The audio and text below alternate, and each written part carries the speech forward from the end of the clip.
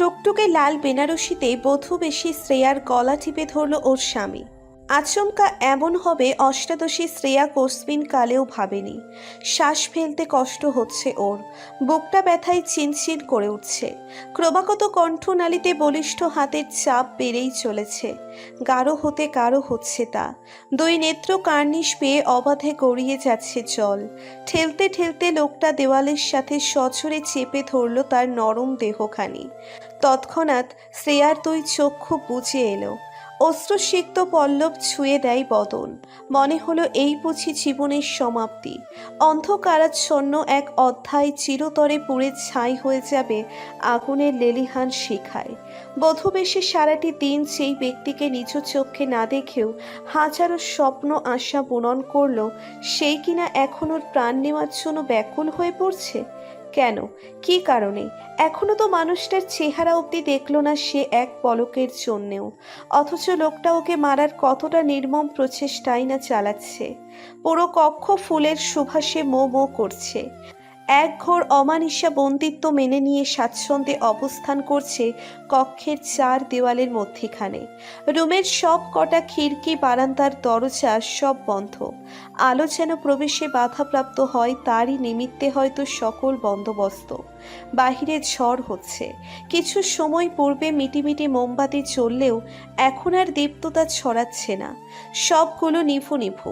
4 ঘন্টা যাবৎ বাসর ঘরে কাঙ্ক্ষিত মানুষটার অপেক্ষায় বসেছিল শ্রেয়া। তখনই এক ঝড়ের সৃষ্টি হলো। সেই মানুষটা তো এলো, কিন্তু তার প্রতীক্ষায় মোমেরা গলে নিজেদের শেষ অবস্থান জানান দিল। অন্ধকারে পরিণত হলো সারা রুম। দাদি শাশুড়ির শেখানো নিয়মে নতমস্তকেই স্বামীকে সালাম করতে উদ্যত হলো শ্রেয়া। সঙ্গে সঙ্গে ওর দুই বাহু চেপে ধরে দুটো পেশি বহুল হাত। অন্তঃস্থল নড়ে ওঠে। 18 কোঠায় বিরাজমান এই মেয়েটার কায়ায় সর্বপ্রথম কোনো পুরুষের স্পর্শ লাগলো। হৃদয়ে জাগালো শিহরণ। নিমেষেই লজ্জায় কপাল গ্লানে রঞ্জিত হয়ে ওঠে। কৃষ্ণের স্থায়িত্ব না হলে স্বামী নামক মানুষটা হয়তো ওর সেই লজ্জামাখা চেহারাখানি দেখতে পেত অনায়াসে। শ্রেয়া ভাবলো লোকটা ওকে বুকে নিয়ে বলবে, তুমি সালাম করছো কেন, বুকে থাকবে সব সময়। একটা মুভিতে তো এমনই দেখেছিল। তাছাড়া এতিমখানার এক বড় আপা যে ছিলেন, তিনিও তো নিজের বিবাহিত জীবনের অনেক কাহিনী ফুসুর ফাসুর করে বলতেন। সুযোগ পেলেই আসতেন এতিমখানায় আর শুনিয়ে যেতেন নিজের সুখের গল্প। তখন থেকেই শ্রেয়ার মনে এক ভালো লাগার সৃষ্টি হয়। আবেগ, ভালো লাগা, নব্য নব্য অনুভূতি মিশিয়ে ভাবে সবার মতন বিয়ে হলে সেও একটা নতুন পরিবার, নতুন জীবন ও ভালোবাসার মানুষ পাবে। অথচ ভাগ্য নিষ্ঠুর। মুহূর্তেই তার সকল কল্পনার জগৎ লণ্ডভণ্ড করে দিল। মৃত্যুর দুয়ারে ঠেলে দিল তাকে। মানুষটা তাকে বুকে ঠাঁই তো দিল না, বরঞ্চ চেপে ধরেছে গলা। এত সময় ধরে শ্রেয়া নিবিড় ভূমিকা পালন করলেও আর সহ্য করতে পারছে না। চক্ষুদয় কোটর ছেড়ে আসবে আসবে ভাব, শ্বাস ফেলার জো নেই। নিজেকে বাঁচানোর তাগিদে মেয়েটা দুর্বল হাতে সামনের মানুষটাকে সরানোর প্রয়াস চালালো, কিন্তু পারল কই। প্রশস্ত বুকে হাত রেখে ঠেলতেই ও বুঝল এই লোককে সরানোর শক্তি ওর নেই। দেহে যেন অসুরের শক্তি, তার উপর ওর প্রাণ প্রায় ওষ্ঠাগত। হাত পা অবশ হয়ে আসছে, হাল ছেড়ে দিচ্ছে ও। বাসর রাত মরণকাল হবে কে জানত। চোখ বুজে পাশে হাতড়ে একটা ভারী জিনিস পেল শ্রেয়া। সেটা তুলতে নিলেই ফ্লোরে আছড়ে পড়ল। সাথে সাথেই আক্রোশে ফেটে পড়ল মানুষটা। গলার বাঁধন ঠিল করে ঝাঁঝালো কণ্ঠে বলে উঠল, খুন করে ফেলবো তোকে। সাহস কি করে হলো এখানে আসার, ছোট লোক? আমার আশেপাশে কাউকে সহ্য হয় না, কাউকে না। কেন এলি আমার রুমে? শ্রবণ গ্রন্থিতে কথাগুলো ঢুকল শ্রেয়ার, তবে অস্পষ্ট। সেই সাথে কর্ণকুহর হলো দরজায় করাঘাতের শব্দ। আখিদয় বুঝে এলো, ঢলে পড়ল সে লোকটার বক্ষে। দরজা ভেঙে হুড়মুড় করে ঘরে ঢুকলো সবাই। মেহরিমা চৌধুরীর হাতে লাইট, ছেলের দিকে আলো ধরলেন তিনি। তাতেই শ্রেয়াকে বুকে জড়িয়ে ধরে নিজেকে গুটিয়ে নিল লোকটা। মেহরিমা চৌধুরীর অন্তরাত্মা কেঁপে উঠল শ্রেয়াকে অচেতন অবস্থায় দেখে। মেয়েটার বেনারসিটা এলোমেলো, ঠোঁটের সৌন্দর্য ফুটিয়ে তোলা লাল লিপস্টিক লেপ্টে আছে। গলায় হাতের ছাপ বিশদ। যা ভাবলেন তাই হলো। মাথায় হাত দিয়ে কান্না নিবারণ করে শাশুড়ির দিকে তাকালেন তিনি। ফাতেমা চৌধুরীর কুচকানো চামড়া আরও কুচকে গেল মলিনতায়। মেহরিমা নিষ্প্রভ স্বরে বললেন, বলেছিলাম আম্মা পাঠাবেন না মেয়েটাকে ঘরে, শুনলেন না আমার কথা।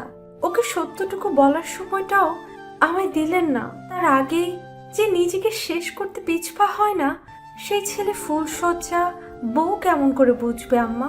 খুনি বানিয়ে দিলেন আমার ছেলেটাকে। ফুপিয়ে উঠলেন মেহরিমা চৌধুরী। আয়ুষী কেঁদে দিল। অপলক চেয়ে রইল তার ভাইয়ের দিকে। ভয়ে কেমন চুপচাপ হয়ে আছে, দৃষ্টি মেঝেতে নিবদ্ধ। ভাইয়ের বুকে পড়ে থাকা মেয়েটার জন্যও ভীষণ খারাপ লাগছে। ফাতেমা চৌধুরীর কণ্ঠস্বর কাঁপছে, তবুও তেজ ঢেলে বললেন, এখন এসব বলার সময় বউ, ডাক্তারে ডাকো। মরছে না মনে হয় মাইয়াটা, তাড়াতাড়ি করো। শাশুড়ির কথাই জেদ লাগলেও মেহরিমা আয়ুষীর মায়ের উদ্দেশ্যে বলে উঠলেন ব্যগ্র কণ্ঠে, তোর ছেলে কই ত্রিহা? ডাক না ওরে, মেয়েটার প্রাণ বাঁচাতে হবে। ওরে বল ডাক্তার ডাকতে। ডাকতেছি আপা। ত্রিহা ছুটে এসে ছেলের রুমের সামনে দাঁড়ালো।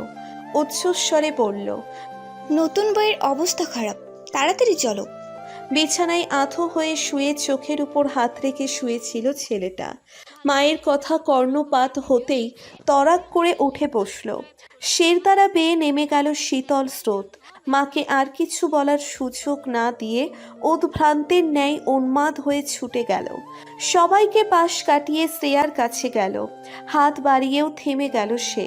হুট করে অন্যের বউকে স্পর্শ যে সমীচীন নয়, চোখ দুটো জ্বলে উঠল। ধরা গলায় শ্রেয়াকে বুকে ধারণ করা সুঠাম দেহের মানুষটার উদ্দেশ্যে রয়ে শুয়ে বলল, ভাই, কি হয়েছে? মেয়েটা কষ্ট পাচ্ছে, এদিকে তুই ওকে মেরেছিস? শেষোক্ত প্রশ্নটা যেন সীসা ঢেলে দিল অপর মানুষটার কর্ণে। ঝাঝালো রক্তিম দৃষ্টি নিক্ষেপ করল। বুক থেকে ছিটকে ফেলে দিল শ্রেয়ার কোমল শীর্ণ দেহটা। রাগে কিচকিচ করতে করতে পুরো রুমে ভাঙচুর শুরু করলো। সব ফুল ছিঁড়তে লাগলো অনবরত। এই সুযোগে শ্রেয়াকে নিয়ে বেরিয়ে গেল সকলে। বাহির থেকে দরজায় তালা লাগিয়ে দিলেন ফাতেমা। মেহরিমা বদ্ধ দরজার দিকে চেয়ে টুকরে কেঁদে উঠলেন, আমার ছেলে, আম্মা আমার ছেলেকে বাঁচান। সে আগের সুস্থ গম্ভীর সুদর্শন ছেলেটা কোথায় গেল আম্মা? আমাকে মা ডাকে না কেন? প্রভাতের আলো ফুটতেই শ্রেয়ার জ্ঞান ফিরে আসে। চোখ মেলতেই প্রচণ্ড কষ্ট হচ্ছে মেয়েটার। ঝাপসা চোখে রুমের চারিদিকে চাইল। গলার ব্যথায় কুঁকড়ে উঠল ও। চোখের সামনে ভেসে উঠল গত রাতের ভয়ঙ্কর সেই মুহূর্তটা। বিছানার চাদর খামছে ধরে নিঃশব্দে অশ্রু বিসর্জন দিতে শুরু করে। তখনই কানে আসে কারো উৎকণ্ঠা, নতুন বধূ তোমার হুঁশ আইছে? দাঁড়াও, আমি লেকচারে ডাইকে আনলই। শ্রেয়া কথা বলতে পারছে না। চেষ্টা করলেই ব্যথায় বিষিয়ে উঠছে সমগ্র দেহ। তরতর করে গলার ব্যথা বেড়ে যাচ্ছে। তবুও রহিমাকে ডাকলো, কণ্ঠ খুবই ক্ষীণ। রহিমা হয়তো শুনল না, তাই পুনর্বার বলল, শুনুন। রহিমা দৌড়ে এসে বলল, কও নতুন বউ। লেকচারাল কে খালা? আরে ও তো এই বাড়ির ফোলা। কালকা তো মনে হয় তোমার লগে পরিচয় হয় নাই। তোমার জামাই তোমারে মারলো না, তারপর সারা রাত এনে আইছিল। ডাক্তার আনছে, তোমার খেয়াল রাখছে, আমার লগে থাইকা একটু আগে গেল। কইয়া গেল তোমার হুসাইলে যেন ডাকি। বাকি সবাইও আসিল, তোমার শাশুড়ি একটু আগেও আইসা গেছে। এখন কেমন লাগতাছে তোমার? তোমার জামাই মারছিল না? আহা, স্ত্রীর হৃদয় খণ্ড দ্বিখণ্ডিত হওয়ার জন্য এই বাক্যটা যেন একদম যথেষ্ট। শ্রেয়ার কলিজাটা ছিঁড়ে যাচ্ছে। মলিন স্বরে আওড়ালো, ভালো। রহিমা দীর্ঘ 15 বছর ধরে এ বাড়িতে কাজ করছে। তারও একটা মেয়ে আছে, বিয়ে দিয়েছে। স্বামীর সংসারে বেশ সুখেই আছে মেয়েটা। কিন্তু এই মেয়েটা বিছানায় সোজা হয়ে নীরবে কেঁদে যাওয়া শ্রেয়ার দিকে চেয়ে অতীব মায়া হচ্ছে তার। সে জানে কোনো দিনও সুখী হবে না এই মেয়ে। চৌধুরীর বাড়ির মানুষগুলো এত ভালো হলেও কেমন করে পারলো এমন অবিচার করতে এতিম একটা মেয়ের সাথে? কি সুন্দর মেয়েটা, রূপ যেন ঠিকরে পড়ছে। বুক চিরে দীর্ঘশ্বাস বিমোচন করলেন তিনি। শ্রেয়ার মুখের দিকে তাকিয়ে যা সত্য তা বলে দিলেন, নতুন বধূ, তোমারে ঠকাইছে সকলে। তুমি সুখী হইবা না। শ্রেয়া ভ্রু কুচকে তাকালো, দৃষ্টি প্রশ্নবিদ্ধ ওর। রহিমা এগিয়ে এসে চাপা স্বরে বললেন, তোমার স্বামী পাগল, গত 1 বছর ধইরা পাগল। পাগলের বউ তুমি, নতুন বধূ, পাগলের বউ। শ্রেয়ার পুরো দুনিয়া কেঁপে উঠল নিমেষে। বজ্রপাতের ন্যায় শোনালো সবটা। কানে বাজলো ছোটবেলার সেই তিরস্কার, তোর আব্বা পাগল প্রেয়সী, তোর আব্বা পাগল। শ্বাসরোধ করে ফেললো যেন কেউ, ঠোঁট দুটো চেপে ধরে ঘাড় ফিরিয়ে নিল। এত বড় ধোঁকা! কেন নিয়তি মায়ের জীবনটার মতো ওর জীবনটাও নিঃশেষ করে দিল? ঠিক এমন ভাবেই তো মরেছিল ওর মা। স্কুল থেকে ফিরে এসে মায়ের রক্তাক্ত দেহটা পেয়েছিল মেঝেতে। বাবা বিদঘুটে হেসে ছুরি দেখিয়ে বলছিল, দেখ তোর মারে খুন করছি, কি মজা লাগতেছে, আয় আয়, তোর দেহ থাইকাও রক্ত বের করবো। শ্রেয়ার অভ্যন্তরে কম্পন ছড়িয়ে পড়ে মায়ের পরিণতি মনে করে। না না, এখানে থাকবে না সে। থাকলে মায়ের মতো মরতে হবে, মাথায় আসল যেই করে হোক বাঁচতে হবে নিজেকে। রহিমা বেরিয়ে যেতেই দুর্বল শরীরটা নিয়ে কোনো মতে বিছানা ছাড়ল। পড়ে যেতে নিলেই পাশের টেবিলে হাত রেখে ধাতস্থ করে নিল নিজেকে। এখান থেকে এখন না পালালে পুরোটা জীবন দুর্বিষহ হয়ে উঠবে। কেন এমন করলো মাদার? কি করে পারলো ওকে এই নরকে ঠেলে দিতে? বিলাসবহুল চৌধুরী বাড়ির প্রত্যেকটা দেওয়ালে দেওয়ালে আনাচে কানাচে ঝড়ের গতিতে ছড়িয়ে পড়ল একটা বাক্য। বাক্যটা সবার কর্ণে কর্ণে প্রতিধ্বনিত হতে আরম্ভ করলো, স্বামী পাগল বলে বউ পালিয়েছে। বাড়ি ভর্তি বয়ে আসা মেহমানরা গলা উঁচিয়ে তুচ্ছ তাচ্ছিল্য করে বিদ্রুপের কণ্ঠে বলল, পাগল হলে তো পালাবেই, পাগলের সাথে আবার সংসার। দুপুরের রৌদ্র যেন মানুষের দেহের চামড়া ঝলসে দিচ্ছে। শ্রেয়া বাসে বসে শহরের যানজট অবলোকন করে চলেছে অসহায় দৃষ্টিতে। জীবন কাকে কোথায় নিয়ে যায় কেউ জানে না। সময়ের ব্যবধানে আপন মানুষগুলো পর হয়ে যায়। বাসের মানুষগুলোর চমকপ্রদ দৃষ্টি ওর চক্ষু এড়াচ্ছে না। বিয়ের সাজে এলোমেলো হয়ে থাকা বিধ্বস্ত চেহারা নিশ্চয়ই আশ্চর্যান্বিত।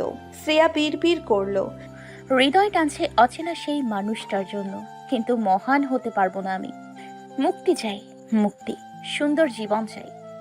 জানিস শ্রেয়া, পাশের ফ্ল্যাটে নতুন ভাড়াটিয়া এসেছে, ব্যাচেলর। শুনলাম সেই হ্যান্ডসাম, পেশে ইউনিভার্সিটির লেকচারার। আজ মর্নিং ওয়াকে গিয়েছিলাম না, মেয়েগুলো ফিস ফিস করে বলা বলি করছিল। 3টে বছর ধরে প্রিয়র এরকম কথাবার্তা শ্রেয়ার মুখস্থ তথস্থ। অন্যের প্রশংসা করতে করতে এই মেয়ে মুখে ফেনা তুলে ফেলে। শ্রেয়া আলতো হেসে হাতের বালতিটা নিয়ে বাসা থেকে বেরিয়ে সিঁড়ির ঘরের কাছে এলো। উদ্দেশ্য কাপড়গুলো ছাদে মেলে দেওয়া, তারপর নাস্তা বানাবে, অতপর প্রিয়র সাথে ভার্সিটির জন্য বেরিয়ে পড়বে।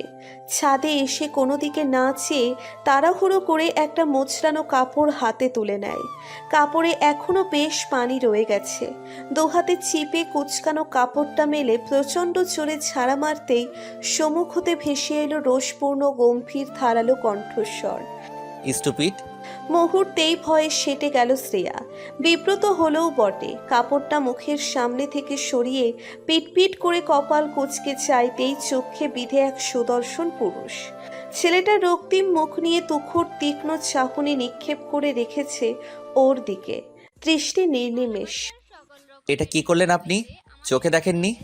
রাগান্বিত কণ্ঠে প্রশ্ন ছুড়ে দিল ছেলেটা। শ্রেয়া থতমত খেয়ে গেল। সাফাই দেওয়ার ভঙ্গিতে আওড়ালো, আই এম সরি, আমি খেয়াল করিনি যে আপনি এখানে ছিলেন। সত্যি একদম দেখতে পাইনি।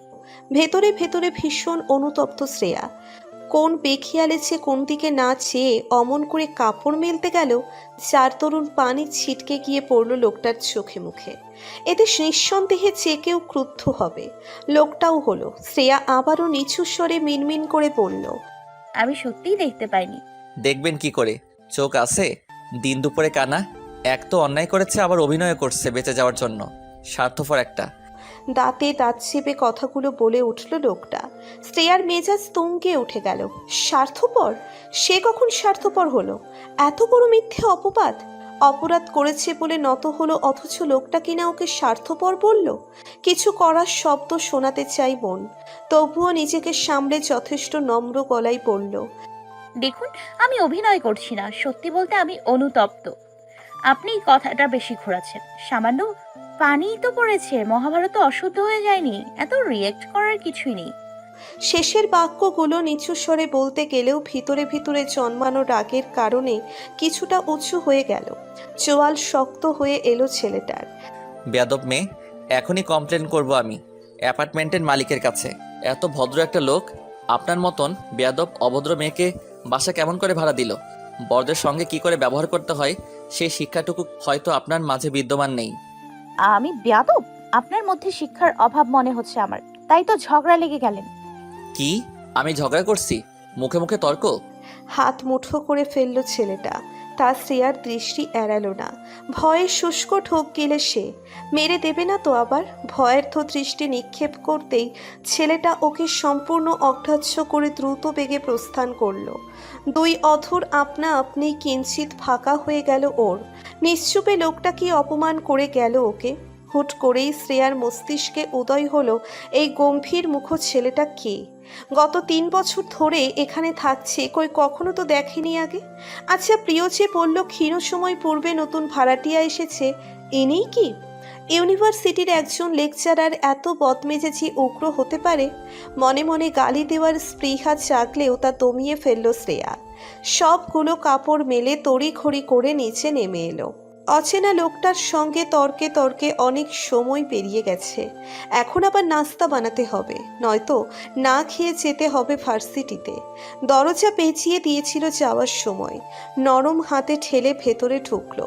বালতিটা একপাশে রেখে উকি দেয় প্রিয়র রুমে। মেয়েটা দিব্যি ফোনে হেসে হেসে কথা বলে চলেছে।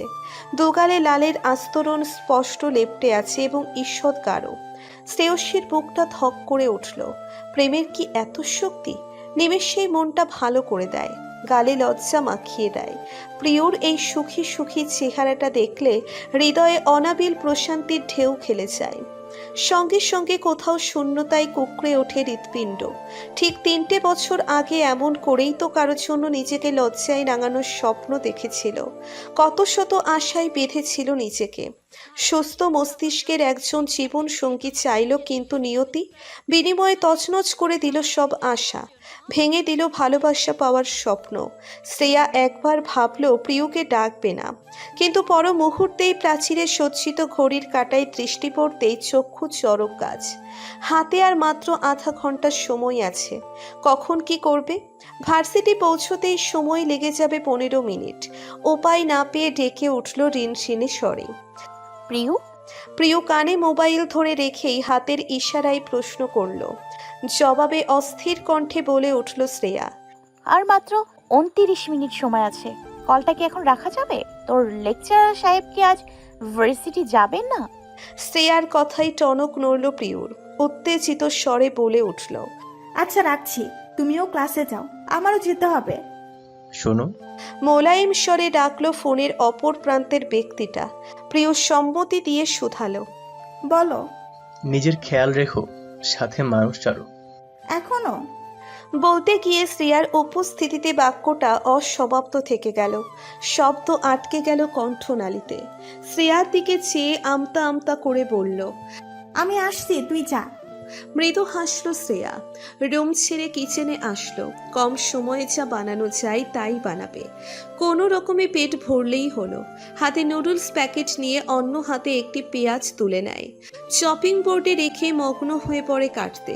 প্রিয় কিছুটা সময় নিল। ফোনের অপর পাশের ব্যক্তি এখনো তার অর্ধ সমাপ্ত বাক্যখানা পূর্ণ শোনার অপেক্ষায়। আশেপাশে চোরা দৃষ্টি মেলে পড়ল। ও এখন শুধু আপনার দেওয়ার দায়িত্ব না আয়ুষ, আমার বেস্ট ফ্রেন্ডের চেয়েও বেশি। ধন্যবাদ আপনাকে এই মেয়েটার সন্ধান আমাকে দেওয়ার জন্য, নয়তো কখনো এমন বন্ধু পেতাম না। আয়ুষ ঠোঁট ছড়িয়ে বলল, ধন্যবাদের মতো শুকনো শব্দ নট অ্যাকসেপ্টেড মিস প্রিয়। ভিন্ন কিছু ট্রাই করো। প্রিয়র সমগ্র ওষ্ঠ জুড়ে লজ্জালু রেখা দেখা দেয়। বলল, আপনি এখানে প্রেমের ক্লাসে ব্যস্ত থাকবেন নাকি স্টুডেন্টও পড়াবেন? লেকচারার আয়ুষ চৌধুরী। রাখলাম। আয়ুষকে আর কিছু বলার সুযোগ না দিয়ে প্রিয় ছটপট পা বাড়ালো কিচেনের দিকে। এই ফ্ল্যাটে ওরা দুজন একা থাকে, বিধায় দুজনে মিলে মিশেই সব করে। অবশ্য কাজের বুয়া আছে, টুকটাক কাজ করে দিয়ে যায়, কিন্তু তার হাতের রান্নার পানসের স্বাদ নিতে ইচ্ছুক নয় দুজন। প্রিয়কে আসতে দেখে শ্রেয়া তাড়াতাড়ি করে একটা বাটিতে নুডলস নিল। গরম গরম খাবার খেতে পারে না মেয়েটা। যে মেয়েটা ওকে সুন্দরভাবে বাঁচতে পাশে এসে দাঁড়িয়েছে, রাস্তা থেকে এনে এই বিশাল ফ্ল্যাটে ঠাঁই দিয়েছে, অবলীলায় তার একটু একটু খেয়াল রাখা যায়। ও যত্ন নেওয়া দোষের নয়। প্রিয়কে লেট লতিফ নামে সংজ্ঞায়িত করলে ভুল হবে না। মেয়েটার সব কিছুতে দেরি। তার প্রেমিক পুরুষ ঠিক যতটা পাংচুয়াল, সে ঠিক ততটা এলোমেলো। একে অপরের বিপরীত, দুই মেরুর অধিবাসী। শ্রেয়ার সাক্ষাৎ হয়েছিল আয়ুষের সাথে প্রায় বছর দেড়েক পূর্বে। প্রিয় ও আয়ুষের সম্পর্কটা সম্পর্কে উভয় পরিবারই অবগত, বরং পারিবারিকভাবেই ওদের বিয়ে ঠিক। অতঃপর কথা হতে হতে প্রণয় দুটো হৃদয়ের সন্ধি। এসব প্রিয়র কাছেই শুনেছে ও। প্রিয়র তরফ থেকে ভালোবাসার সূচনাটা প্রথমে হলেও আয়ুষের পক্ষ থেকে 1 বছর আগে প্রকাশ পেয়েছে। শ্রেয়া নিজ চোখে অনুভব করেছে মেয়েটার ছটফটানি আয়ুষ নামের মানুষটার ভালোবাসা পাওয়ার জন্য। এখনও হৃদযন্ত্রের ক্রিয়া বন্ধ হতে হতে বাঁচে যখনই মনে পড়ে চট্টগ্রাম শহরে আসার প্রথম রাতটার কথা। প্রিয় না থাকলে জীবনটা বোধহয় আজ কোনো পতিতা পল্লীতে কাটত, নয়তো চিরতরে নিঃশেষ হয়ে যেত। প্রতিনিয়ত জীবনের একটা দুঃস্বপ্ন ভেবে বয়ে বেড়াতে হচ্ছে বিয়ে নামক সেই সম্পর্ক। এই সম্পর্কের জন্যই ঢাকা শহর ছাড়তে হয়, বেছে নিতে হলো অন্য এক কোলাহল মিশ্রিত শহর। শ্রেয়া চোখ বুজে সূক্ষ্ম নিঃশ্বাস ফেলে মনের সাথে যুদ্ধ চালালো। অতীত কেন মনে করছিস শ্রেয়া? পিছুটান কেন? কেন এত দরদ উথলে ওঠে মাঝে মাঝে ওই না দেখা পাগল স্বামীর জন্য? 3টা বছর শেষ, সেই সাথে অতীতে পড়ে আছে সেই মুহূর্তটা। চাইলেও আর ফিরে আসবে না জীবনে। সঠিক পথে এগিয়েছিস তুই, ঘাড় বাঁকিয়ে যাস না আর। রাস্তায় আজ অটো রিকশার কমতি অনটন দেখা দিয়েছে। মাঝে মাঝে 1-2 আসছে, তাও লোকে পরিপূর্ণ। শ্রেয়া ও প্রিয় বেজায় বিরক্ত। কপাল ছুঁড়ে বিন্দু বিন্দু ঘাম জমেছে। এত তাড়াহুড়ো করে লাভ হলো না। রিকশার জন্য দাঁড়িয়ে থাকতে প্রায় 10 মিনিট চলে গেল। হাতে অবশিষ্ট আছে শুধু মিনিট খানেক সময়।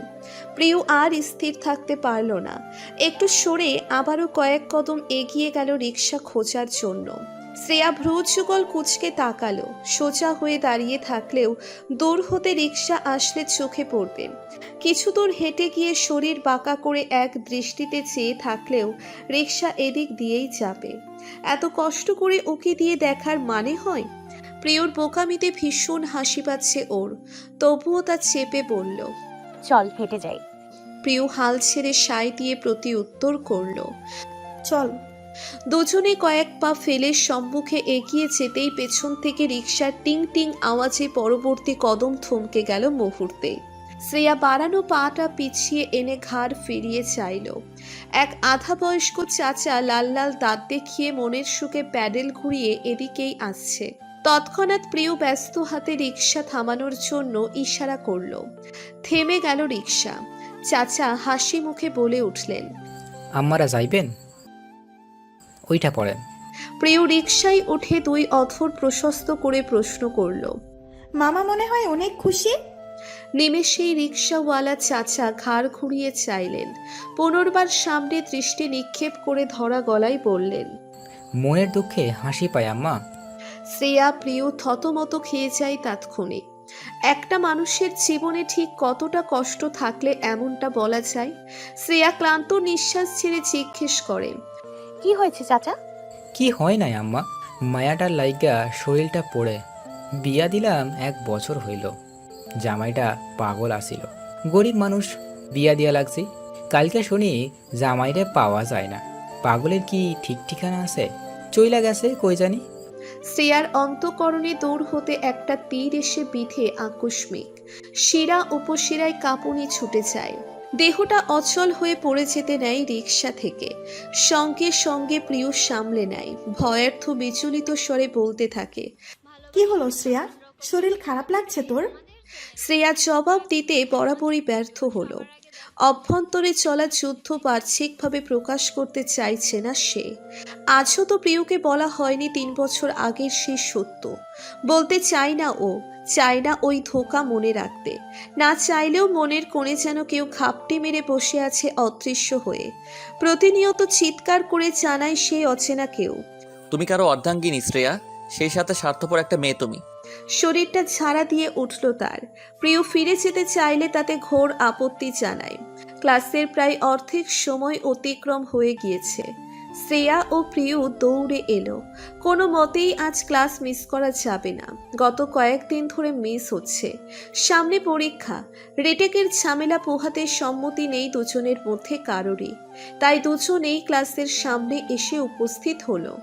এখন যেই স্যারের ক্লাস তিনি আগে থেকেই বলে দিয়েছেন কেউ লেট আসলেও যেন পিছনের দরজা দিয়ে নীরবে নিঃশব্দে প্রবেশ করে।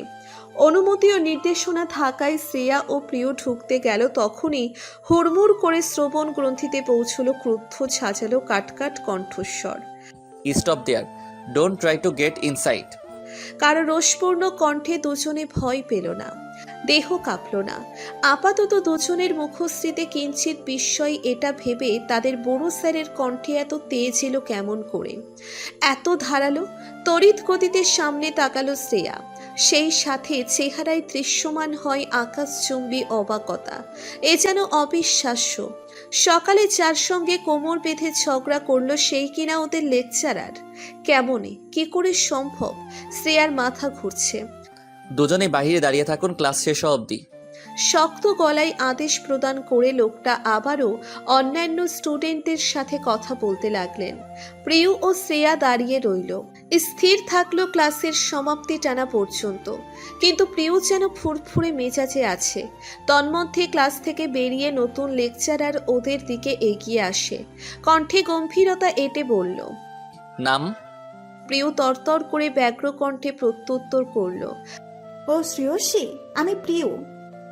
আপনাকে ওনার নাম জিজ্ঞেস করেছি। বিরক্ত মিশ্রিতে স্বরে বলে উঠল, না স্যার। ক্লাসে যান, ফার্দার লেটে আসবেন না। পুনরায় আদেশ পেয়ে দুজনে হাঁপ ছেড়ে যেতে নিলে আবারও ডেকে ওঠে লোকটা। মিস শ্রেয়সী। কণ্ঠটা বড্ড গাঢ় শোনালো। হৃদযন্ত্র ক্ষীণ সময়ের জন্য স্পন্দনের মাত্রা বাড়িয়ে দেয়। প্রিয়র কাছ থেকে সরে এসে শ্রেয়া নিচু স্বরে বলে, জি স্যার। লক্ষ্মী মেয়ে হবেন বেয়াদবি ছেড়ে, ভবিষ্যতে কাজে আসবে, বুঝেছেন? বিস্ফোরিত নয়নে তাকালো শ্রেয়া। দিব্যি ঠাউর করতে পারে সকালের ঘটনার রেস ধরেই এই বাক্যের উৎপত্তি। মাথা নাড়ালো ও মুখে আওড়ালো, গুড। স্মিত হেসে ছোট্ট এই শব্দটি উচ্চারণ করে চলে গেল সেই মানুষটা। নিস্তব্ধ রেখে যায় শ্রেয়াকে। প্রিয় পাশে এসে দাঁড়িয়ে বলল, নতুন লেকচারারের নাম জানিস শ্রেয়া? শ্রেয়া আনমনে মিহিস্বরে বলল, আমি কোথা থেকে জানবো? তুর্য চৌধুরী। পৃথিবীতে কি এক নামের একটা মানুষই হয়? নাম এক হতে পারে, তবে মানুষ ভিন্ন ভিন্ন, কখনো এক হয় না। কি করে সম্ভব? যমজ ভাই কিংবা বোনদেরও এক নাম হয় না। তেমনি তুর্য চৌধুরী নামটা ওই ব্যক্তির না, কেবল আরো অনেকেরই হতে পারে। তাই নামটা শুনে তাকে নিজের স্বামী মনে করা বোকামি শ্রেয়া, চরম বোকামি। তিনি তো পাগল ছিলেন, আর ইনি তোর ইউনিভার্সিটির লেকচারার স্যার। কারোর সঙ্গে কাউকে গুলিয়ে ফেলার মতন মূর্খতা তুই করিস না। তোর পাশের ফ্ল্যাটের তুর্য লেকচারার, উনি কোনো কালই এমন পেশায় ছিলেন না। তোর জানা মতে তিনি বাবার ব্যবসা সামলাতেন। এটাই তো বলেছিলেন মাদার বিয়ের আগের রজনীতে। শান্ত হ, অস্থির মনটা শীতল কর শ্রেয়া। আপন মনে এসব বিড়বিড় করে বিছানায় ধপ করে বসে পড়ল শ্রেয়া। ভালো লাগছে না, কিছুতেই মিলছে না স্বস্তি। তুর্য চৌধুরী নামটা অভ্যন্তর এলোমেলো করে দিয়েছে, শ্বাসরুদ্ধকর অবস্থার সৃষ্টি করেছে। 3 বছর পূর্বের বিয়ের আগের দিনের স্মৃতি হতে সবকিছু চক্ষুদয়ে স্পষ্ট স্বচ্ছ কাচের ন্যায় ভেসে উঠছে। ঠিক 3 বছর পূর্বে এতিমখানায় বড় কদম গাছটার নিচে বসে সবার সঙ্গে আড্ডায় মত্ত ছিল শ্রেয়া। তখনই জাহানারা খাতুন এলেন। সকলে তাকে দেখে নিশ্চুপ স্থবির হয়ে পড়ল।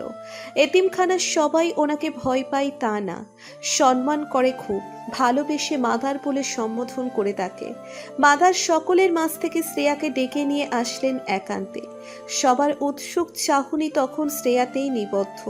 কেউ কেউ আন্দাজ করে ফেলল কি বলবে তাকে, ভেবেই ছোটদের মনটা বিষণ্ণতায় ছেয়ে যায়। বর্তমানে এতিমখানার বয়সে সবচেয়ে বড় বলতে শ্রেয়াই।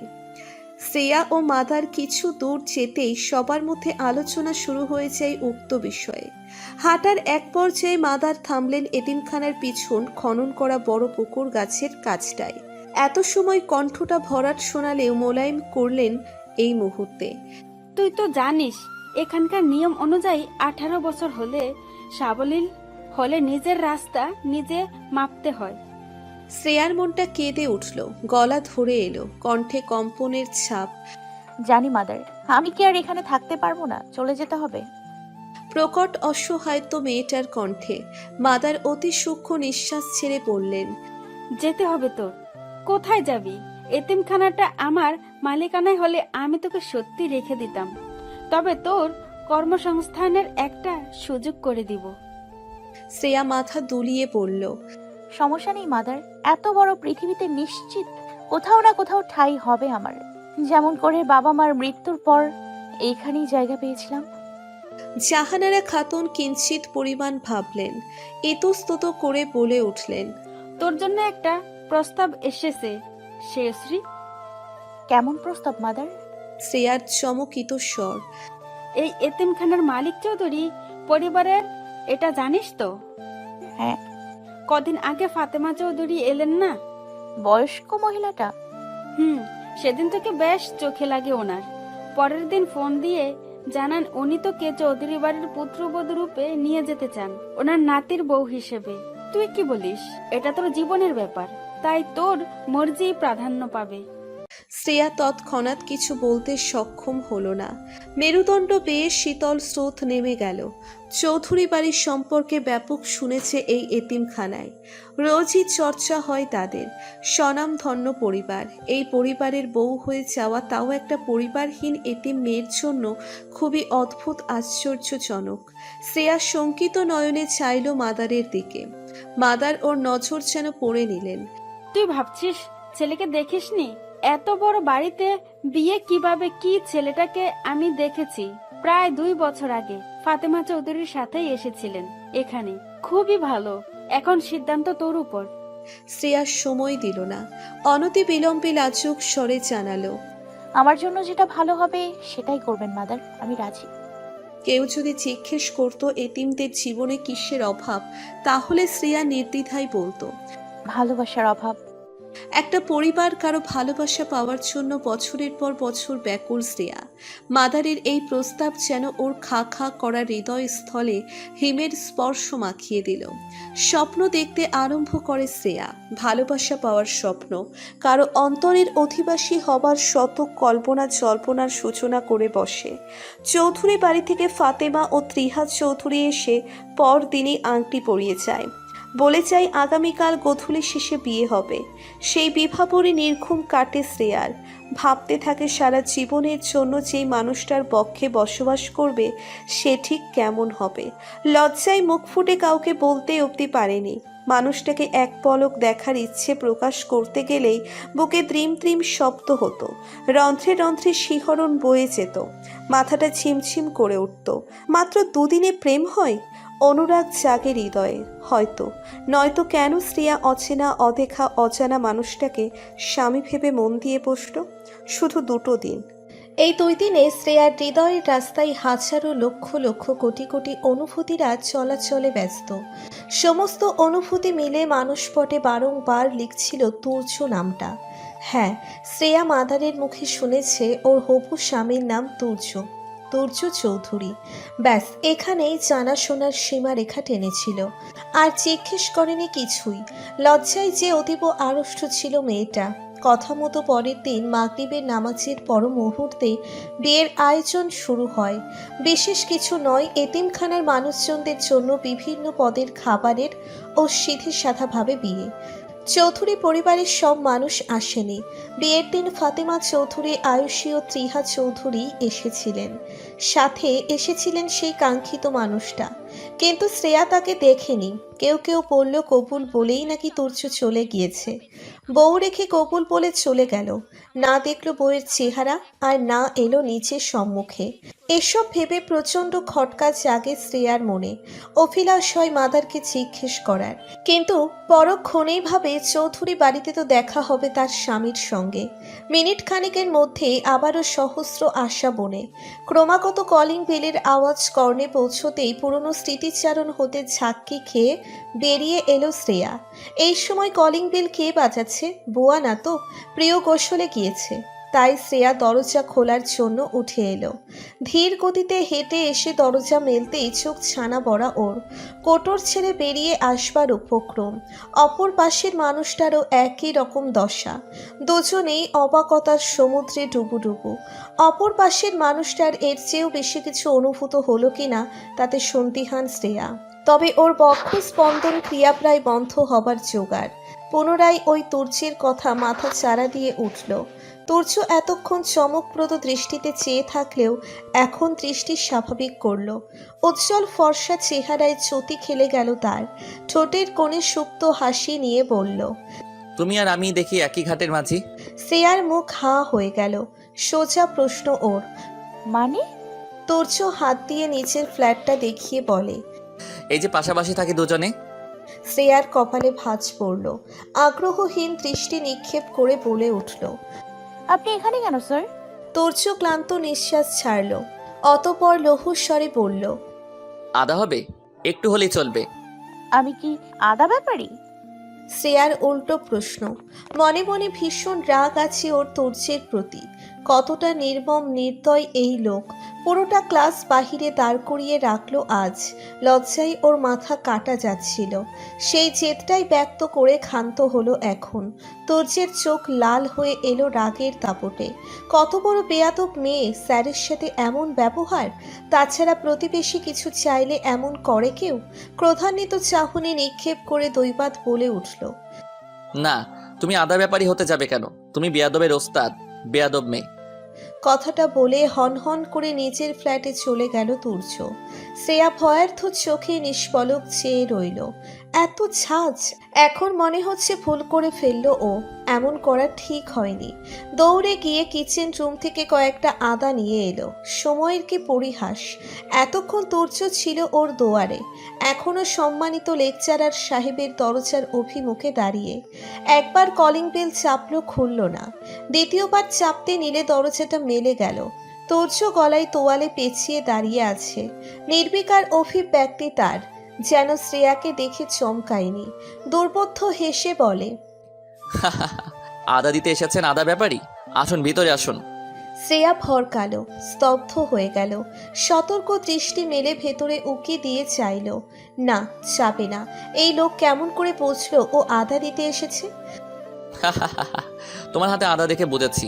মনে মনে কষ্ট করে এত গবেষণার প্রয়োজন নেই। কত গ্রাম আদা এনেছো? বেশি দরকার না হলে নিতাম না। পরিমাণটা বলে দাও, পেমেন্ট করে দিব। শ্রেয়ার মনে হচ্ছে কেউ ওর মাথায় হাতুড়ি দ্বারা আঘাত করছে। মস্তিষ্ক অচল হয়ে পড়ছে। কণ্ঠে এক রাশ বিস্ময় ঢেলে পড়ল, পেমেন্ট? তুর্যের নিরলস জবাব। কখনো শুনুনি শব্দটা? শ্রেয়া থমকালো। কিছু সেকেন্ডের স্তব্ধতা কাটিয়ে প্রতিবাদী কণ্ঠে বলে উঠল, কেন শুনবো না? আর আদা নিয়ে এসছি বলে আপনার ভাব বেড়ে গিয়েছে? ভাব বেড়েছে এটা বুঝতে পেরে যে আমার সঙ্গে দুর্ব্যবহার কারণে তোমার পরীক্ষার খাতায় নাম্বার কমতে পারে, সেই ভয়ে আদা নিয়ে দৌড়ে এলে। কি আমি? আপনি ভাবলেন কি করে? আর নাম্বার কাটার থ্রেড দিচ্ছেন আপনি? আপনি খুবই খারাপ, জঘন্য শিক্ষক। তুর্য বাঁকা হেসে 2 পা এগিয়ে আসলো। হতবাক হয়ে যায় শ্রেয়া। হৃদয়ের গতি নিয়ন্ত্রণ হারা হয়ে পড়ে। শরীর হেলিয়ে একটুখানি পিছিয়ে যেতেই তুর্য ঝুঁকে এলো। সঙ্গে সঙ্গেই চোখ মুখ খিচে ফেলল শ্রেয়া। তুর্য ওর ভয় মিশ্রিত মুখশ্রীতে দৃষ্টি বুলিয়ে হাতের আদাগুলো নিয়ে গলা ছেড়ে বলল, ধন্যবাদ মিস। এতটুকু বলে থেমে গেল। জিজ্ঞেস করলো, মিস অর মিসেস? শ্রেয়া উত্তরে নীরব থেকে কয়েক পলক চাইল। শব্দহীন দৌড়ে চলে গেল নিজের ফ্ল্যাটে। তুর্য এক হাতে মাথার চুল টেনে আনন্দপূর্ণ মেজাজে ঘরে ঢুকলো। অত্যন্ত শান্তি লাগছে এখন মেয়েটাকে বিব্রত করতে পেরে। তখন দরজার সামনে সুযোগ পেয়ে মেয়েটা যাচ্ছে তাই ব্যবহার করলো। এবার বুঝবে তুর্য চৌধুরী কি জিনিস এবং কত ধানে কত চাল। বসার ঘরে ফোন বেজে চলেছে লাগাতার। তোর্য চাটা নামিয়ে ছেঁকে কাপে ঢেলে নিল। মাথা ব্যথাটা তীব্র বেড়ে গিয়েছিল। 1 কাপ রং চা দরকার ছিল খুব। নতুন আশায় সব ধরনের মশলা কেনা হয়নি। চা বানাতে গিয়ে দেখলো আদা নেই। আদা কুচিবিহীন রং চায়ের স্বাদ যেন পানসে তার নিকট। চায়ের কাপে এক চুমুক বসিয়ে বসার ঘরে এলো। অনবরত বাজতে থাকা মোবাইলটা হাতে তুলে কলটা রিসিভ করলো। স্বাভাবিক কণ্ঠে বলে উঠল, বলো আয়ুষ। কি করছিস ভাই? কখন থেকে কল করে যাচ্ছি। বড় চাচিও নাকি ফোন দিয়েছে, না পেয়ে আমাকে বললো ট্রাই করতে। তোর্য মোবাইল চেক করে দেখে মা নামে সেভ নাম্বারটা থেকে 5টা কল এসেছে। চা বানাচ্ছিলাম। তোর একা একা কষ্ট হচ্ছে না ভাই? একটা বুয়া রেখে দিস, রান্না বান্না করে যাবে। তৎক্ষণাৎ তোর্য তাচ্ছিল্যের সহিত বলে উঠল, বউ থেকেও আমি একা, নিজেকে ব্যাচেলর দাবি করতে হয়। স্ট্রেঞ্জ না আয়ুষ? অপর পাশ থেকে একটা শব্দও এলো না আর। মানুষটা হয়তো কিছু সময়ের জন্য থমকে গিয়েছে। তা বুঝতে পেরে তুর্য রাশভারী গলায় বলল, কিভাবে জেনেছি অবাক হচ্ছিস? তোরা কি ভেবেছিস আমার কাছে সব লুকিয়ে যাবি? আমার বউ কোথায় আয়ুষ? কে সে? কেন লুকিয়েছিস আমার কাছে যে আমি বিবাহিত? আমার পাগল হওয়ার সুযোগ নিলি তোরা? তুর্যের কণ্ঠস্বর বদলে গেল, ক্রোধ স্পষ্ট। নিমেষে 2 নেত্র রক্তিম হয়ে উঠেছে তার। এসব তোকে কে বলেছে? আমরা কেন সুযোগ নিতে যাব বল? ভুল বুঝছিস তুই। পুরো পরিবার তোকে ঠিক কতটা ভালোবাসে এটা তোর অজানা নয় ভাই। আয়ুষের কাপা কাপা কণ্ঠ কটাক্ষ করে তুর্য বলে উঠল, তাহলে তুই বলছিস বিয়েটা মিথ্যে? আমি মিথ্যে শুনেছি? এসব কে বলেছে তোকে? আয়ুষের চিন্তাগ্রস্ত স্বর। তুর্যের অথর কার্নিস জুড়ে বাঁকা হাসি। নিরলস ভঙ্গিতে বলল, তোর কি এখন আমাকে চেনা বাকি আছে? যেই তুর্য জীবনের এক একটা হিসেব সঠিক রাখে, সে তার জীবনের অনেকগুলো বছর অজ্ঞাত ভারসাম্যহীন কাটিয়েছে। সে অবস্থায় কি করেছে কিংবা জীবনে কি ঘটে গিয়েছে তার খবর জানবে না, জানতে চেষ্টা করবে না বিন্দুমাত্র।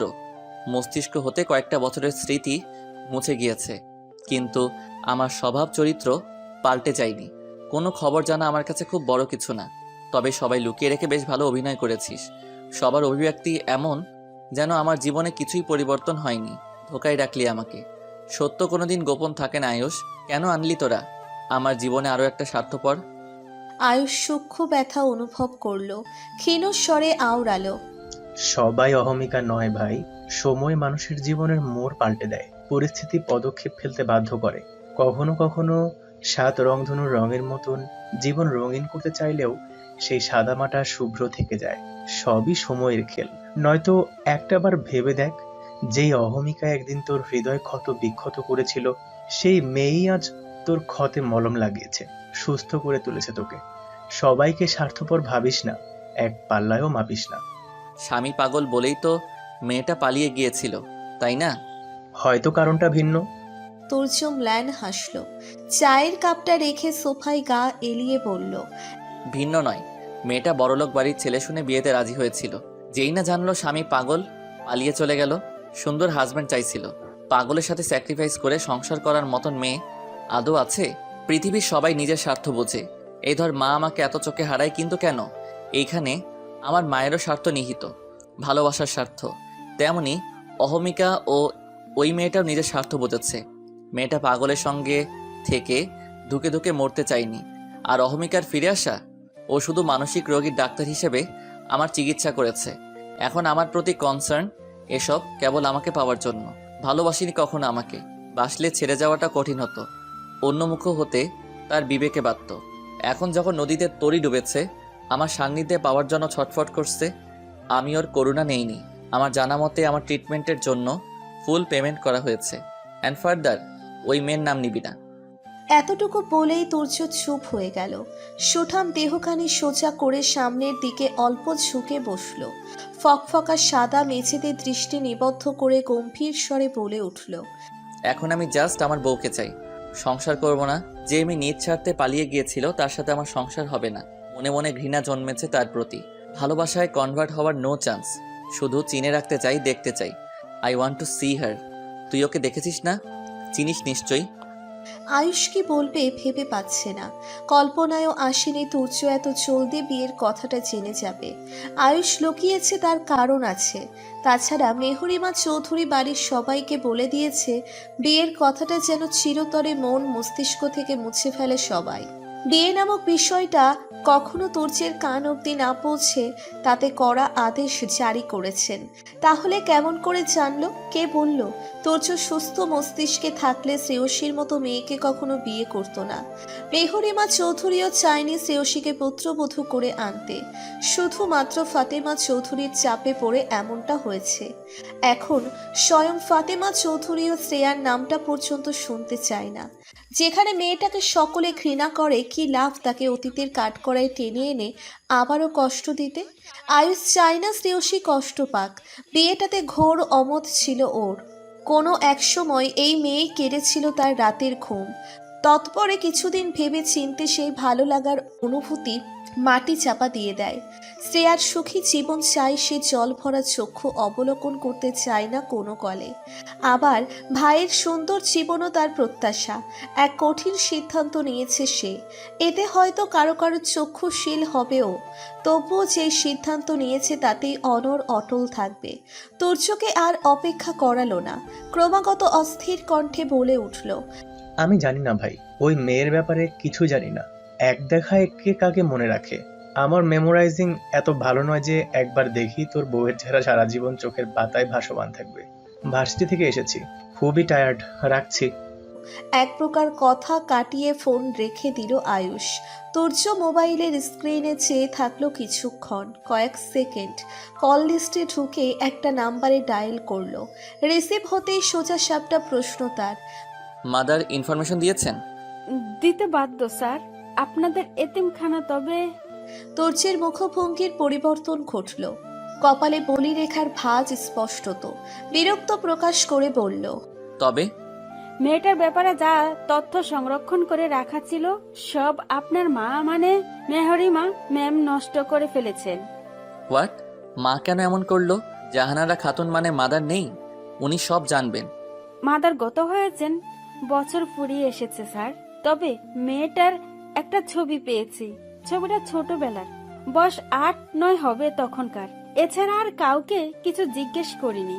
নতুন যে মাদার এসেছেন তিনি সঠিক তথ্য দিতে পারছেন না। আপনার বলা হুমায়রা নামেই খোঁজ করেছি। আপনি বললে এতিমখানার অন্যান্য লোক কিংবা বাচ্চাদের জিজ্ঞেস করে দেখি। তার আর প্রয়োজন নেই, পিকটা সেন্ড করো। ঢাকা গিয়ে বাকিটা দেখবো আমি। অনেক হিসেব নিকেশ শুরু গেল সবার সাথে। বাই। ফোনটা কাটতেই মেসেজ টিউন বেজে ওঠে। দ্রুত হাত চালিয়ে হোয়াটসঅ্যাপে ঢুকলো তুর্য। চক্ষু আরশিতে ভেসে উঠল একটা বাচ্চা মেয়ের মুখশ্রী, মাথায় তাল গাছ। ছোটবেলায় এক ঝুঁটি দেখলেই সেটা তাল গাছ বলে অভিহিত করে তুর্য। আয়ুষীকে কত চালিয়েছে, বলতো তোর মাথায় তাল গাছ উঠেছে।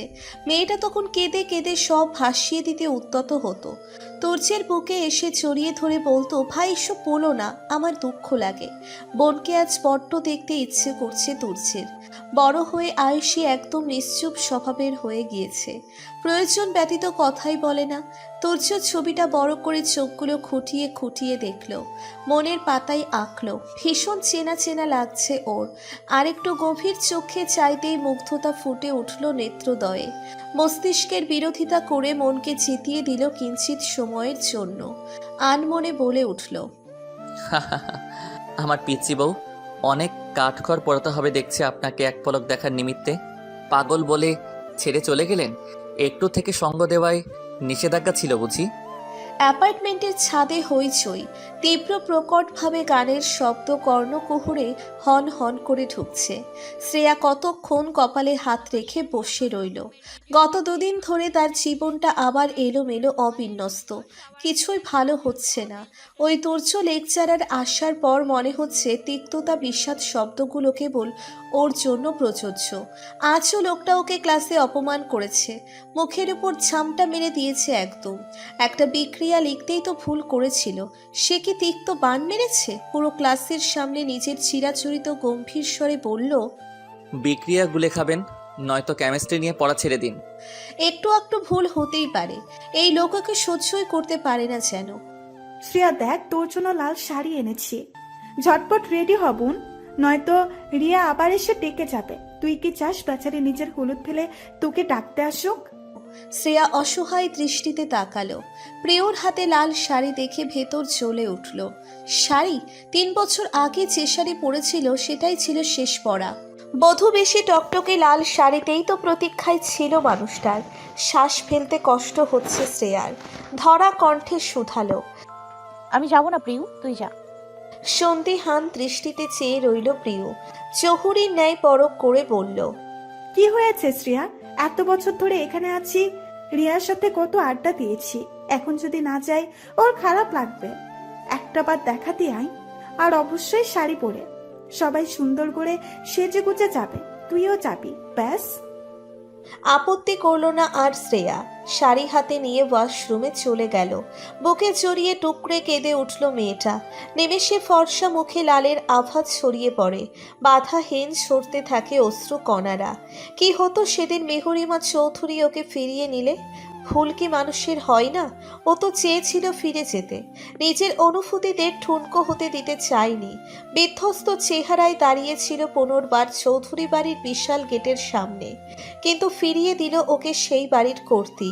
শক্ত কণ্ঠে বলেছিলেন, যে মেয়ে আমার ছেলেকে ফেলে একবার চলে গিয়েছে তুচ্ছ করে, তার পদধূলি এই বাড়িতে কখনো পড়তে দিব না আমি। শ্রেয়া দরজায় তালা লাগিয়ে সিঁড়ির কাছে এলো। শাড়ি পরে হাঁটতে অভ্যস্ত নয় ও, সেই কবে পড়েছিল। প্রিয় ওকে আসতে বলে ছাদে চলে গিয়েছে। ওখানেই গায়ে হলুদের অনুষ্ঠান আরম্ভ হয়ে গিয়েছে ইতিমধ্যেই। রাত তো আর কম হয়নি। যখন ঘর হতে বেরিয়ে আসছিল তখনই আঁখিদয়ে আটকায় ঘড়ির কাঁটা 10-এর ঘরে। তন্মধ্যে একবার রিয়ার ছোট ভাই মিহান এসে ডেকে গিয়েছে। শ্রেয়া আর দেরি করল না, দ্রুত পায়ে সিঁড়ির দিকে অগ্রসর হলো ও। 2-1 সিঁড়ি পেরোতেই আকস্মিক সারিতে পা বেঁধে দেহ হেলে গেল পিছনের দিকে। ভয়ে অঙ্গ প্রত্যঙ্গ কাটা দিয়ে উঠল তাৎক্ষণিক। কণ্ঠ রোধ হয়ে এলো। তখনই ওর ভয়ের মাত্রা কমিয়ে দুটো বলিষ্ঠ পেশিবহুল হাত কোমর ছড়িয়ে ধরে। বুকের অতি নিকটস্থে টেনে নেয় সমগ্র কায়া। ভারী গাঢ় নিঃশ্বাস অবলীলায় ছুঁয়ে দিচ্ছে শ্রেয়ার গলা ঘাড়। নিঃশ্বাসের গভীর ছোঁয়ায় হৃদস্পন্দন চক্রাকারে বৃদ্ধি পেয়ে যায়।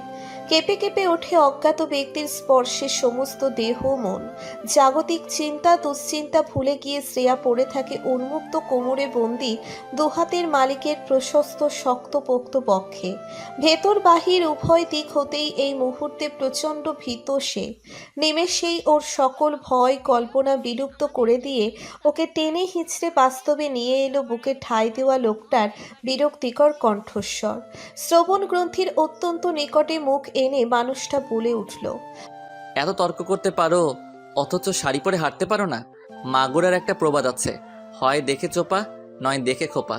তোমার তো দেখি দুটোই আছে। এত গুণবতী রূপে গুণে চোপায়, তাহলে শাড়ি পরে হাঁটতে গিয়ে পোস্টা খাও কেন? কোমরে আবদ্ধ হাতের মালিকের ফিচেল ব্যঙ্গাত্মক স্বর শ্রেয়ার কর্ণে ঝাঝা করে উঠল। অপমান, পরিহাসের কটূক্তি। শ্রেয়া তৎক্ষণাৎ মানুষটার হাত সরিয়ে সোজা হয়ে দাঁড়ালো। ঝিমঝিম করে উঠে সমস্ত গা অঙ্গ প্রত্যঙ্গ পিছু ফিরতেই দেখে সেই মানুষ সেই চাহনি। তীক্ষ্ণ তুখর দৃষ্টিপাত করে রেখেছে। ঠোঁটের কোণে হাসির রেখা। তাগড়া শরীরে জড়িয়ে রেখেছে সবুজ রঙা পাঞ্জাবি। শ্রেয়ার ইচ্ছে হলো কপাল চাপড়াতে। কেন কেন ঘুরে ফিরে সকল দুর্দশায় এই লোক হাজির হয়ে যায়? যখনই আসে তখনই কোনো না কোনো দুর্ঘটনা ঘটে, আর লোকটাও সুযোগ পেয়ে লুফে নেয়। অতঃপর শুরু করে উপহাসের বাক্য। শ্রেয়া তর্কে চড়াতে চায় না, তাই এক সাইডে দাঁড়িয়ে বলতে চায়। দেখেন, ওকে বলতে না দিয়ে তুর্য পাঞ্জাবির হাতা গুটিয়ে বলে উঠল, দেখেছি লাল ব্লাউজ লাল শাড়ি পরেছেন, নট ব্যাড। তবে আপনাকে আরো গাঢ় দৃষ্টিতে দেখায় নিষেধাজ্ঞা আছে আমার। পরে বউ জানলে রাগ করবে।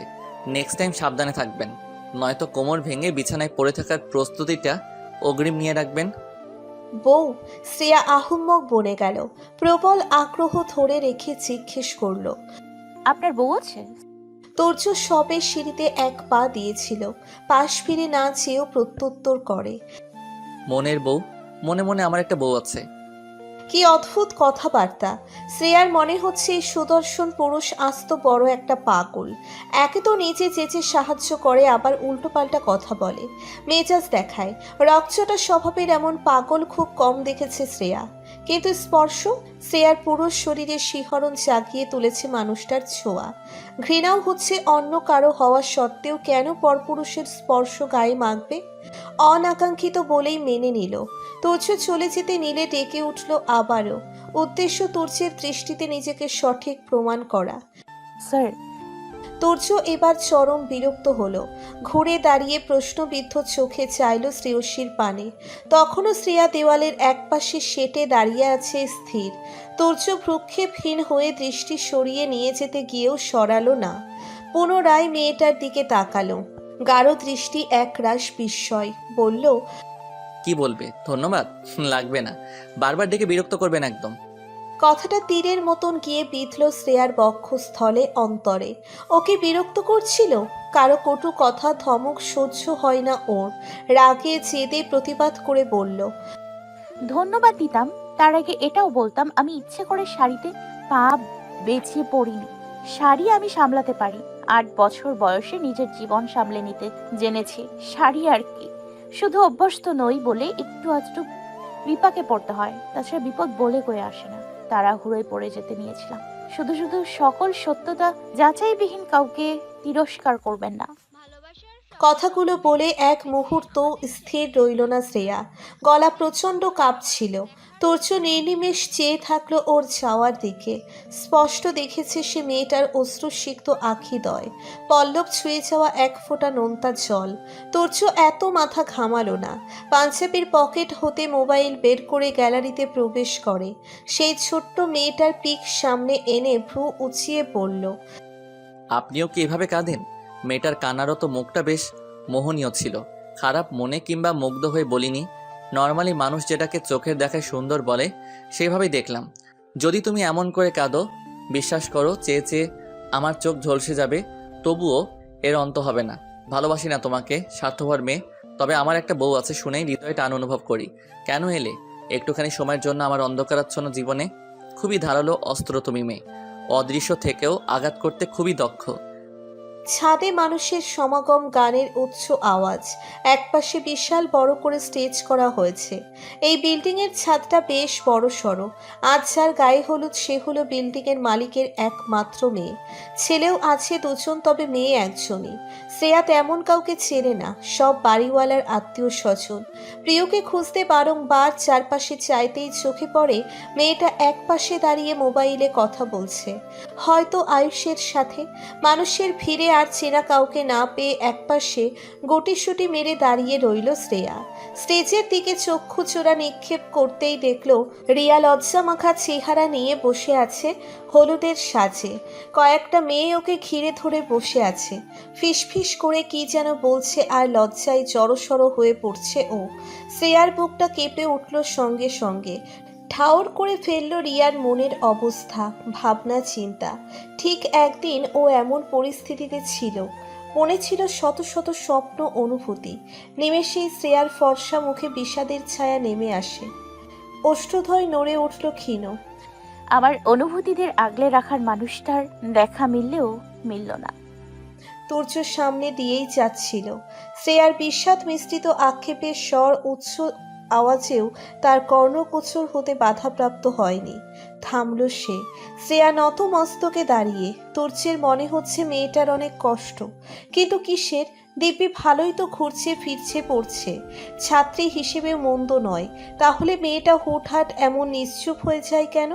চোখে মুখে কষ্টের ছাপ প্রতীয়মান হয়। প্রেমগঠিত সমস্যা নয় তো? হতে পারে। নিশ্চয়ই প্রেমিকের কাছ থেকে ছ্যাঁকা খেয়েছে। তুর্য আর দাঁড়ালো না।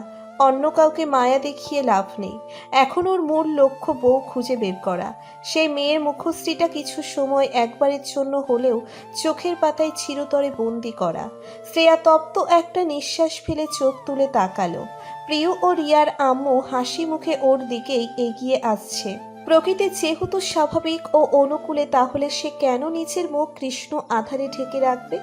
ঠোঁট ছড়িয়ে হাসল, সূক্ষ্ম মুগ্ধময় হাসি। ওর সেই হাসির দিকে চেয়ে কারো নজর আটকে গেল এক লহমায় নিমেষে। শ্রেয়া, এখানে কি করছো? চলো, রিয়ার শ্বশুরবাড়ির লোকজনও এসেছে, সবার সাথে পরিচয় করিয়ে দিলাম, নতুন কুটুমদের সাথে, কিন্তু তোমরা রয়ে গেলে। রিয়ার আম্মুর ব্যবহার অত্যাধিক ভালো, অনেক সুন্দর করে কথা বলেন। বিল্ডিংয়ের সবার সঙ্গে অতিশয় সখ্যতা ওনার। কে বলবে তিনি এত বড় একটা অ্যাপার্টমেন্টের মালিকের বউ? কোনো কিছুতেই অহংকার নেই। শ্রেয়া বিনয়ী স্বরে বলে উঠল। চলুন আন্টি। সবার সাথে পরিচয় করিয়ে দিল শ্রেয়া ও প্রিয়কে রিয়ার মা। রিয়ার শ্বশুর বাড়ির লোক বেশ প্রভাবশালী। শুনেছে এখানকার একজন কাউন্সিলরের ছেলে রিয়ার হবু জামাই। বরপক্ষের একজন মহিলা তুর্যকে দেখিয়ে জিজ্ঞেস করলো, এই ছেলেটা কে? তুর্য চেয়ারে বসে মোবাইলে মগ্ন হয়েছিল। মিশু নামের একটি মেয়ে বার কতেক ওর সাথে কথা বলার চেষ্টা করে যাচ্ছে। প্রথমে একটু কথা বললেও মেয়েটা সাবলীল কণ্ঠ ছেড়ে কেমন উদ্ভট কথা বলতে শুরু করলো। তাই যথাসাধ্য চেষ্টা চালালো তুর্য এড়িয়ে যাওয়ার। পাত্তা না পেয়ে মেয়েটা ওর পাশের চেয়ারে বসে পড়ল ধপ করে। সাথে সাথে তুর্য উঠে দাঁড়ালো। মেয়েটাকে ঠাটিয়ে চড় মারতে পারলে ভিতরে যেই অগ্নিশিখার উৎপত্তি হয়েছে তা নিভে যেত। এত বেহায়া নাছর বান্দা সে দেখেনি। না, এখানে আর থাকা যাবে না। থাকলেই এই মেয়েকে ছাদ থেকে ফেলে দিতে হাত কাঁপবে না তার। তুর্যকে এদিকে আসতে দেখে রিয়ার আম্মু অধর প্রশস্ত করে জানালো, উনি আমাদের নতুন ভাড়াটিয়া, পেশায় ভার্সিটির লেকচারার। ততক্ষণে তুর্য এসে দাঁড়িয়েছে। মস্তিষ্কে রাগ তরতর করে বেড়ে চললেও কণ্ঠস্বর নরম নম্র। আন্টি, আমি চলে যাচ্ছি, কিছু মনে করবেন না, মাথা ব্যথা করছে। রিয়ার আম্মু তড়িঘড়ি করে বলে উঠল, একটু থাকলে হয় না বাবা, সবেই তো এলে। বিরক্তিতে চোখ মুখ কুঁচকে এলো তুর্যের। তবুও ভদ্রতা বজায় রেখে মাথা নেড়ে বলল, আচ্ছা, তাহলে আরেকটু থাকি আন্টি। বরপক্ষের সেই মহিলাটা খুশি হলেন যেন। নিজের মেয়েকে ডেকে আনলেন। তুর্য শ্রেয়া প্রিয় সুস্থির দৃষ্টিতে চাইল। শ্রেয়ার মনে হচ্ছে মহিলাটার একটু বেশি আগ্রহ তুর্যের প্রতি। আর চোখে তীর রেখা নজরে তাকালো তুর্যের দিকে। সহসা ধরাস করে কেঁপে উঠল হৃদযন্ত্র। থরথর করে তরঙ্গ খেলে শরীরের ভাঁজে ভাঁজে। চোরা দৃষ্টি যে ওকে চোর সাব্যস্ত করবে ভাবতেই পারেনি। তুর্যের চোখে চোখ আটকে গিয়েছে। তড়িৎ গতিতে অন্যদিকে ফিরে তাকালো ও। গম্ভীর মুখ লোকটা কি ভাবছে ওকে? কেন চাইতে গেল? ভদ্রমহিলা গলা খাকারি দিয়ে বলে উঠলেন, আমার মেয়ে মিশু, অনার্স সেকেন্ড ইয়ারে পড়ে। জি, চিনি আপনার মেয়েকে, আমি যে ডিপার্টমেন্টে কর্মরত সেখানেই পড়ছে। তুর্যের নির্লিপ্ত জবাব। তা তুমি কি বিয়ে নিয়ে ভাবছো বাবা? মানে বাবার কাছ থেকে শুনলাম তুমি এখানে সিঙ্গেল থাকো, তোমার পরিবার থাকে ঢাকায়। একজন সঙ্গী হলে ভালো হতো না? মহিলার মধুর বাক্য বুঝতে সময় ব্যয় হয়নি শ্রেয়া ও প্রিয়র উভয়ের। শ্রেয়ার রীতিমতো হাসি পাচ্ছে। শেষে কিনা রকচটা স্যার বিয়ের প্রস্তাব পেতে যাচ্ছে। ওর সেই হাসির পানে তুর্য তীর্যক নজরে চেয়ে দৃষ্টি ফিরিয়ে সম্মুখে নিবদ্ধ করল। অকস্মাৎ বলে বসল, আমি একদম পিওর বিবাহিত আন্টি। এটুকু শুনে থমকে গেল সবাই। হতবম্ব নির্বাক। শ্রেয়া নখ চকালো। বিমূঢ়তায় বাঘ হারা সে। সত্যি বিবাহিত? মা ও মেয়ের মুখে কালো মেঘ নেমে এসেছে। এক্সকিউজ মি বলে জায়গা ছাড়ে তুর্য। ছাদের এক কর্নারে এসে দাঁড়ায়। প্রিয় শ্রেয়াকে টেনে এনে সেখানে উপস্থিত হলো। আমতা আমতা করে ডাকলো, স্যার। তুর্য কোনো রকম ভনিতা ছাড়াই কণ্ঠে গম্ভীরতা এঁটে বলল, ভার্সিটিতে আমি তোমার স্যার, বাহিরে আমি তোমার জন্য ভাই। প্রিয় ভাই ডাকটা ভুলে গিয়েছো নাকি? নিস্তব্ধ শ্রেয়া অবিশ্বাস্য চোখে তাকালো একবার প্রিয়র দিক তো আর একবার তুর্যের গম্ভীর মাখা চেহারায়। প্রিয় ও তুর্যের কথোপকথন ওর বোধগম্য হচ্ছে না। মস্তিষ্ক ফাঁকা ফাঁকা। তবে এতটুকু বুঝতে পারছে দুজন পূর্ব পরিচিত। তাহলে প্রিয় কেন বলেনি আগে? বড্ড অভিমান হলো শ্রেয়ার। চলে যেতে নিলেই প্রিয় হাত চেপে ধরল। তা তুর্যের দৃষ্টি এড়িয়ে যায়নি। ভ্রু কুঁচকে প্রশ্ন করে, anything wrong miss or Mrs Shreya? প্রিয় দ্বিরুক্তি করে বলল। মিস আর মিসেস? তুর্য স্বভাব সুলভ কণ্ঠে বলে উঠল। ম্যারিড নাকি আনম্যারিড জানি না তো, তাই। ভাইয়াও। হাত চেপে বাধা দিল শ্রেয়া। তুর্য সচকিত নয়ন তাক করে বলে। কি হলো?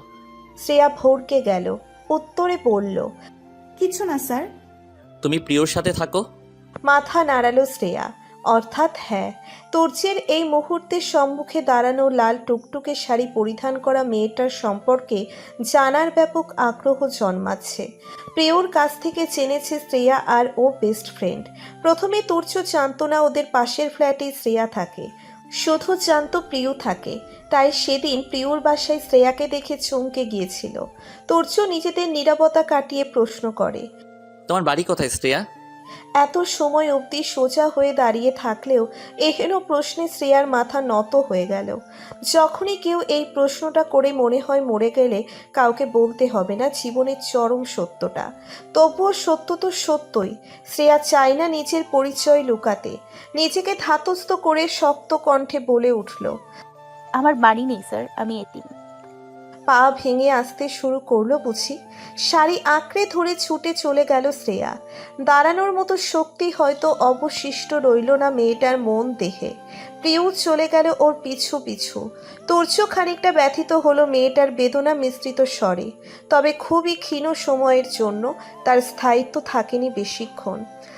তুর্য ভাইয়া আয়ুষের ভাই, তাছাড়া ওনাকে আমি ছোট থেকেই চিনি, তোর জানার বাহিরে নয়।